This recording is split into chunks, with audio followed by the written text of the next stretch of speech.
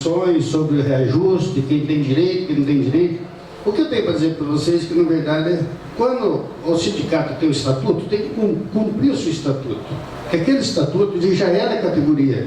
Então, todos aqueles trabalhadores que dizem que está dentro, que é estatutário, por exemplo, motoristas, operadores e automotores, então a gente representa. Não tem o que nós redimir, por exemplo, diminuir a categoria nossa. Tanto é que já foi falado aqui várias vezes a respeito, talvez, de uma pluralidade sindical.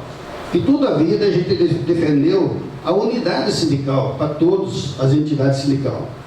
Então, eu quero dizer mais uma situação dessa, que se nós começamos a arredar o pé, diminuir, vamos dizer, aquele que nós vamos representar, ou aquele que a gente não vai representar, nós estamos abrindo mão dos direitos nossos.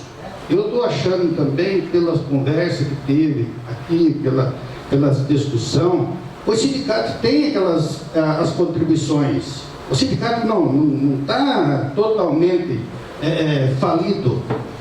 Eu até não concordo que tenha uma falência diretamente nas entidades sindicais, porque existe a contribuição de 1% ao mês, existe a contribuição de 3%, não sei se é só a nossa convenção, mas eu acho que não, talvez tenha outras convenções, que é o Fundo de Formação Profissional. Então, essas atitudes, na verdade, eles têm que se manter dentro de entidade sindical e sem abrir mão, sem abrir espaço para dizer que vamos representar só o associado.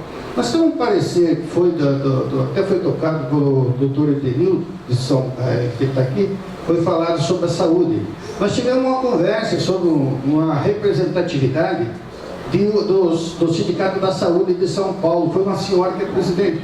Ela declarou junto com o Ministério Público que não faria acordo por causa do ticket de alimentação, que seria um direito da categoria, vamos dizer, o direito conseguido em negociação coletiva. E o Ministério Público abonou que aqueles trabalhadores que não for associado não terá aquele direito no ticket de alimentação, que foi essa a decisão que foi dada e o Ministério Público abonou. Se nós for olhar do lado e verificar que o não associado, ele não faz parte da categoria, vou dar um exemplo agora. Tivemos agora, recentemente, talvez algum dos senhores verificou, na TV foi passada a tal de RZM, uma empresa que veio de São Paulo, parece que ela deu o golpe lá de 20 milhões na Associação Comercial de São Paulo e foi para Telecom Borba. Levaram 11 caminhões, era 14 caminhões, e nesses 14 caminhões, o 14º caminhão foi chipado pela Polícia Federal, pela Polícia Civil, e encontraram os caminhões lá. Nós tivemos que fazer um estudo sobre aquilo que a gente ia fazer. Se a gente fazia um pedido direto para a empresa, para mim, ou um pedido direto, vamos dizer, indireto, uma rescisória, não achamos um meio específico para esse tipo de termo. Então, o que nós fizemos? Uma extrajudicial, justamente para 30 pais de família. Esse 30 pais de família, nenhum era associado à entidade sindical. Então, senhores, se a gente começar a analisar que o não associado, ele poderia ter um caminho diferenciado, aí nós estamos também ajudando as próprias tomadoras de serviço, as próprias empresas, a levar à falência de toda a representatividade que a gente tem. Então, temos que fazer a mudança, temos que fazer um trabalho, temos que fazer um trabalho, temos que fazer um trabalho diferenciado. E esse trabalho diferenciado não podemos abrir mão dos direitos que a gente tem na convenção coletiva. Primeiro, na convenção coletiva, todas as cláusulas a gente tem que insistir em mantê-lo.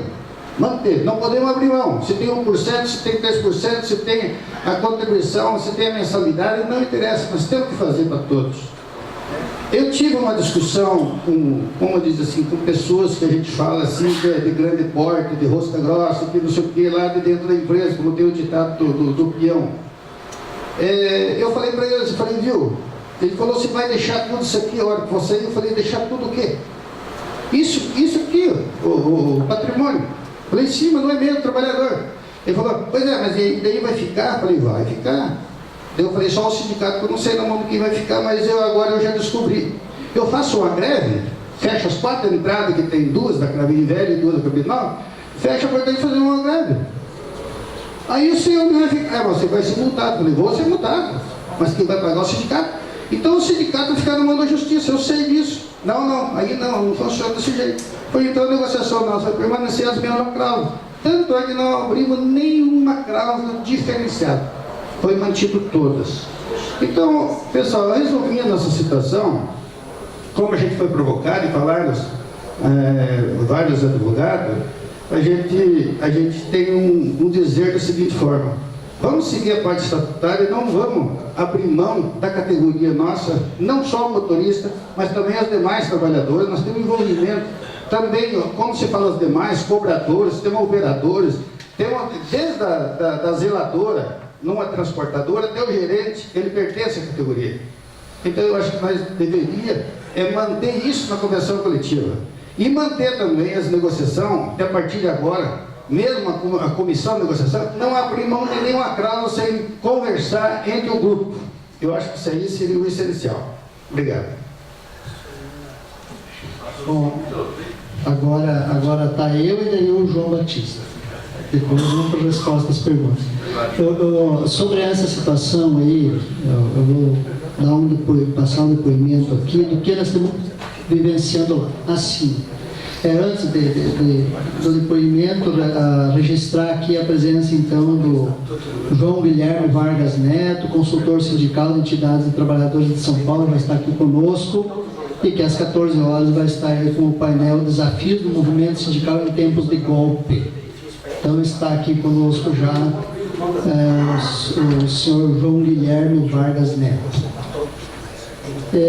Então, continuando sobre essa situação, nós lá tivemos processos lá como substituto processual de trabalhadores que trabalhavam numa empresa que transportava para a Ambev.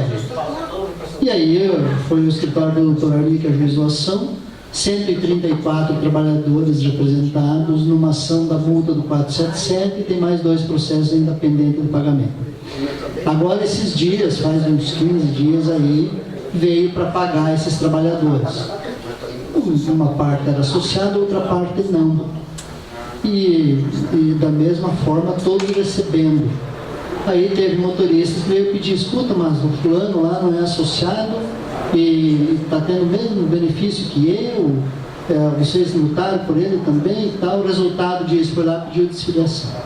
Então por que ele não está afiliado aqui contribuindo se ele teve o mesmo direito que eu?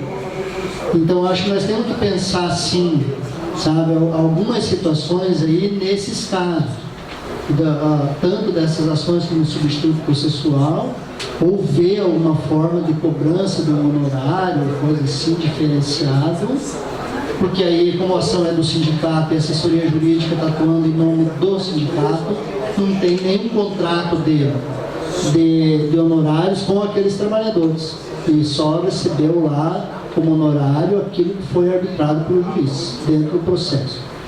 Então, acho que nós temos que pensar assim, diferenciar trabalhador associado e trabalhador não associado, para não ter mais esse efeito negativo, mesmo na hora que a pessoa está lá recebendo valor, que nem sonhava em receber, porque a empresa foi cortada da Ambev, já está liquidada e tudo, foi leiloado patrimônio para poder pagar verbas trabalhistas, ainda não acho que o valor que foi arrecadado não vai dar para pagar todos os processos. Então esse tipo de coisa aconteceu, e eu acho que vai acontecer em mais alguns lugares aí. Mas agora passando então para o João Batista.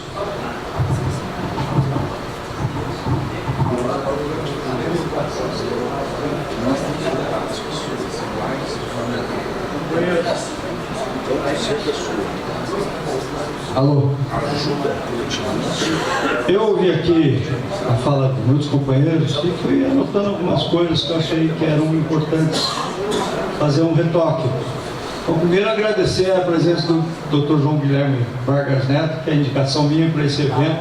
Tenho certeza que todos nós vamos gostar muito da fala do Dr. João Guilherme, pela sua experiência de vida e pela sua experiência de conhecimento que tem no nosso meio sindical, grande consultor do movimento sindical que eu conheço, já vi falar muitas vezes. que sabe o que fala. Bom, eu vi aqui manifestações de que a contribuição sindical acabou. Ela talvez realmente tenha acabado, mas rigorosamente ainda não acabou, né? Apenas mudou o critério que tem que ter a autorização prévia expressa. Então nós estamos dependendo de uma discussão judicial ainda, se a autorização prévia expressa vai valer a autorização assemblear ou se tem que ser individual mesmo. Isso é um pressuposto que ainda não temos resposta.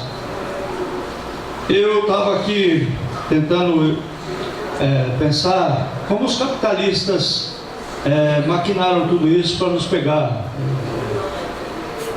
Na realidade, nós tínhamos não podemos negar que estamos aqui na indústria de quarta geração tecnológica já, né? Então, antigamente, se necessitava, a mão de obra era muito mais valorizada. E hoje o homem está sendo substituído mesmo por equipamentos e a mão de obra está sendo mais escassa. Então, é como se a gente tivesse uma rede de malha fina para pescar num rio que tinha bastante peixe.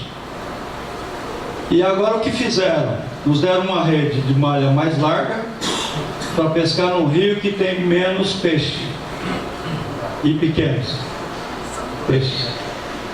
Então, ainda por cima, criaram mais um monstrengo aí chamado pejotização, terceirização geral e restrita. É outro drama que nós vamos ter que refletir sobre ele. Então eu acho que tudo isso vai nos levar a uma reflexão relativamente à nova estrutura sindical. Talvez o Dr. João Guilherme possa nos ajudar a refletir na parte da tarde sobre isso. Será que essa representação categorial não está ficando para o passado e a gente não tem mesmo que mudar para alguma outra forma de representação, por exemplo, o ramo de atividade? São indagações que eu estou colocando. Não estou colocando aqui, não estou me posicionando nem a favor nem contra, mas indagações que eu estou colocando. E se for para o ramo de atividade com o princípio da liberdade da Convenção 87, para que a gente possa representar aqueles trabalhadores que escolheram o nosso sindicato para ser representado. Nós tivemos uma palestra recente daquele americano, como é que chama? Dr. Stanley, e falando sobre o modelo americano, que não é a melhor receita para nós aqui do Brasil, seguramente não é, mas ele estava falando que lá as negociações são precedidas de uma assembleia autorizativa para o sindicato negociar ou não uma determinada categoria profissional. E às vezes o sindicato de uma cidade muito mais longe é escolhido para vir negociar o acordo coletivo daqueles trabalhadores de uma cidade que nem está na base territorial daquele sindicato. Então são algumas reflexões que eu coloco aqui para a gente pensar. E também dizer aqui, embora eu tenha escutado alguma crítica de que tem que dissociar a questão negocial com a questão jurídica, e eu diria para vocês que não há como a gente discutir a questão jurídica sem levar em consideração a questão negocial, os acordos e convenções coletivas e também a dimensão política, que nós temos que faz parte, não tem como dissociar desse debate aqui, desse seminário, todos esses aspectos, todas essas dimensões. Então eu ficaria por aí, deixando para a nossa reflexão, inclusive se não vamos ter num momento mais adiante que discutir uma nova estrutura sindical. Bem, não havendo mais inscritos, eu vou me permitir tentar fazer uma síntese de tudo aquilo que veio das intervenções e que certamente vai sinalizar um pouco o nosso debate de amanhã da oficina diretamente nas questões mais práticas. Eu creio que vocês já puderam ter acessado o conteúdo que está na pasta, que é um roteiro para a discussão do ponto de vista da nossa oficina de amanhã, estabelecendo várias questões que foram antecipadas hoje, mas que são importantíssimas, né? Então eu acho que amanhã a gente vai ter um debate bem frutuoso naquilo que a gente pensa seja importante para o futuro dos sindicatos. O que me parece seja importante, primeiro destacar que o departamento jurídico da entidade assume uma relevância importante. Nós sempre batemos nos seminários jurídicos, olha, o departamento jurídico é uma ferramenta importante da entidade. O departamento jurídico é um espaço de reafirmação da representação sindical. O departamento jurídico é uma ferramenta de luta contra, eventualmente, um patronato mais que é mais hostil à ação sindical. Então, entender o departamento jurídico como ferramenta integrante da estratégia sindical é muito importante. É muito importante. E eu tenho certeza absoluta que o movimento sindical rodoviário paranaense já compreendeu essa dimensão, e prova disso são os sucessivos seminários que a gente vem fazendo, né? Então esse é o primeiro aspecto que eu queria destacar. O segundo aspecto que ficou muito claro das falas é que não há a menor hipótese de autolimitação da representação. Para mim está muito claro isso. As intervenções foram quase uníssonas, nesse sentido de não estabelecer previamente qualquer autolimitação do ponto de vista da representação categorial, negocial, como também da representação nas ações coletivas de substituição. Esse é um elemento referencial importante que veio das intervenções. Me parece que isso ficou muito claro em todas as falas, no sentido de que não haverá por parte dos sindicatos qualquer autolimitação representativa a priori, né?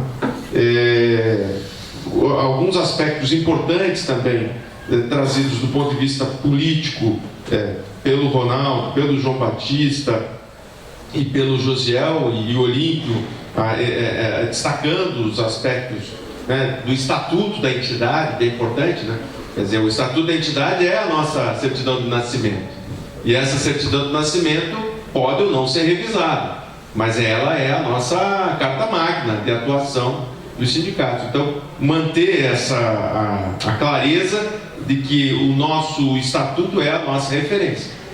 O que me parece seja importante diante dos novos desafios da reforma trabalhista, verificar se a gente não precisa fazer algum ajuste de atualização do nosso estatuto, seja na questão das cobranças de contribuições, na questão da legitimação para ajuizamento das ações, embora haja autorização constitucional, mas especialmente na Lei de Ação Civil Pública, que sugere que tenha nos estatutos das entidades a legitimação para a proposição dessa demanda, embora não seja uma questão levantada nos debates, mas como precaução é importante a gente ter isso bem destacado.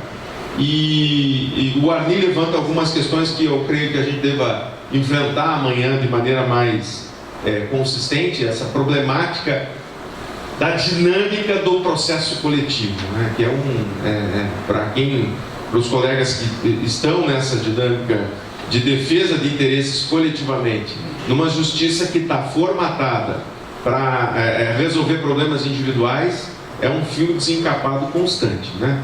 Uma dificuldade para conduzir o processo, para convencer o juiz, a má vontade que evidentemente e certamente o réu da ação tem na condução da ação, e no sentido de dificultar o trâmite processual. Eu acho que são questões que a gente deve estabelecer de modo muito concreto, né? E por fim, dizer que, independentemente dessa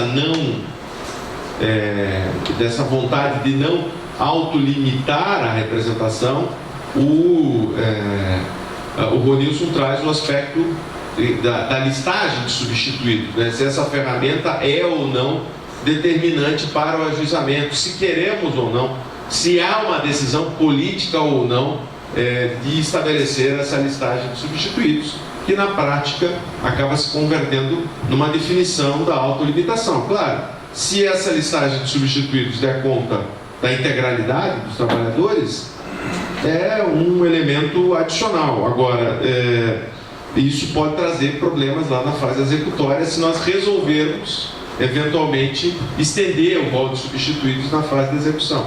Embora isso seja possível, mas o Judiciário tem diversas posições, diga-se de passagem, em todos os sentidos. Uma que autolimita, outra que não autolimita, enfim. Temos várias questões que certamente colocarão problemas importantes para a nossa reflexão no dia da manhã. E para finalizar, eu acho que nos momentos de crise são importantíssimos a gente recuperar alguns elementos que são a origem desse movimento, né? O Edésio sempre dizia, né, que a questão da solidariedade de classe é um elemento fundamental para o enfrentamento dos problemas que se colocam no cotidiano das entidades. A solidariedade é um valor imanente, que foi o nascedouro da vida da luta dos trabalhadores de forma coletiva, embora lutemos cotidianamente com uma ideia do individualismo. Meu sucesso, a minha carreira, as minhas possibilidades.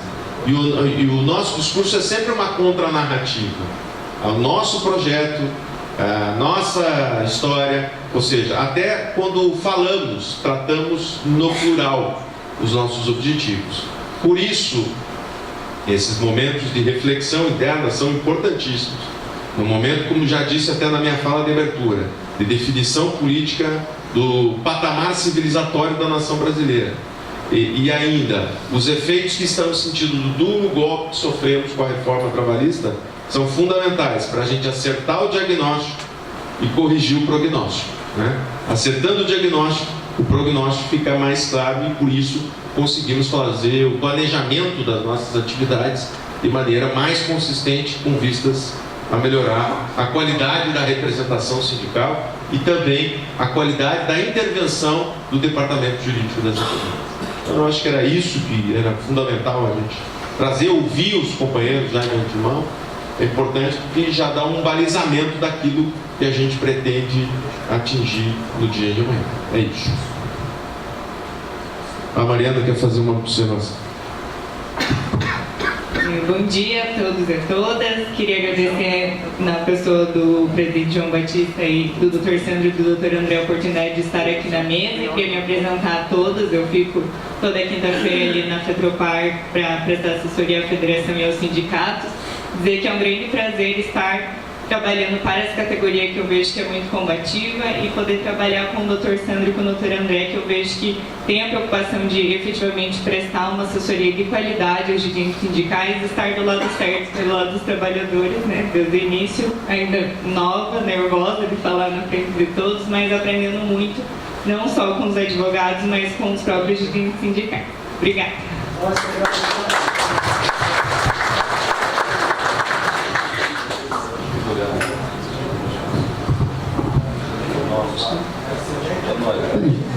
Porque foi estabelecido, né, pelo menos em linhas gerais, aí, o início desse debate, né? Então temos muito chão pela frente aí para vencermos e poder, acho que, criar um pacto entre os advogados da Rodoviárias do Paraná, entre os sindicatos de trabalhadores em transportes. Eu acho que a FETROPAR tem esse importante papel de articular, né, e trabalhar esse ponto convergente para que ele se concretize.